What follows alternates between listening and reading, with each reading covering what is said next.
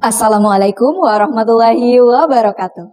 Some people introduce themselves with titles or achievements.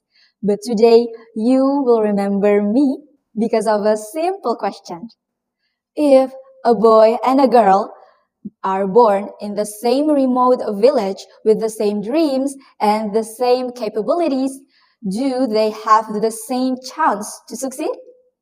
My name is Syahda Sholeha, a future educator from Universitas Negeri Makassar, majoring in primary school teacher education, who believes that a girl's education is not a mere choice and that education is the ultimate matter of justice. We all have probably seen it. The recent viral debate on social media questioning why should a woman pursue a higher education if she only ends up in the kitchen, as if their education was a waste. These issues reflect a deep-seated stigma, while globally, UNESCO 2024 reported in that 130 million girls are still outside of the school system.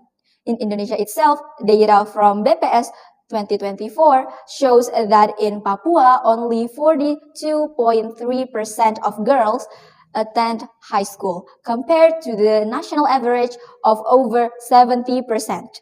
This proves that being born in a certain place and being born female still determines our success, access to education. This is not a coincidence, it is a pattern, and it tells us that gender inequality in Indonesia is not evenly distributed. It is worse in our most remote communities. Despite the government 12-year compulsory education policy, many girls are forced to stop. Economic priorities favoring sons, patriarchal culture, and high child marriage rates remain the walls blocking girls from the finish line of education, especially in remote villages. According to BPS 2026 data, West Sulawesi holds one of the highest child marriage rates at 10.71%. Child marriage is the ultimate endpoint of educational exclusion. When a girl is married young, her education stops, indicating that R.A. Kartini's vision of empowering women through education remains limited in remote villages. If half of our population is left behind in education, what future will be left for this nation years from now? We can do something, and it starts from two directions. First, through technology-based empowerment.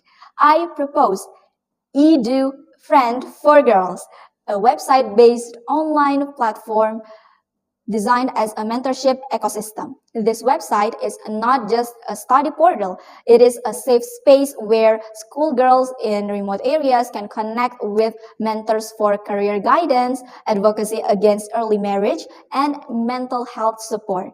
We are turning digital connectivity into a bridge of opportunity. Second, from the education system itself.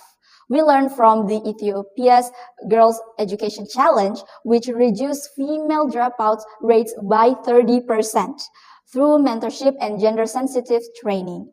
It worked. With today's advanced technology, adapting such a program in Indonesia would create even greater impact, especially for those in remote villages. Because when we support her education, we are not just supporting an individual, her, as she is a future doctor, a future teacher, and a future leader, and a future mother who will raise a healthier generation. So, back to my first question. Does a girl born in a remote village have the same chance as a boy?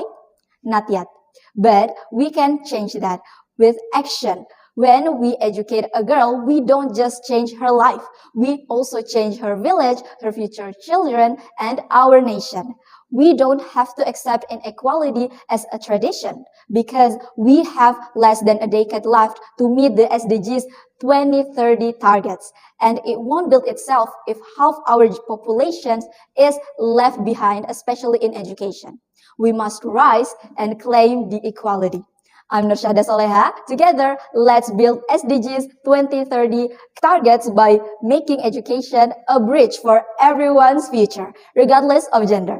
Wassalamualaikum warahmatullahi wabarakatuh.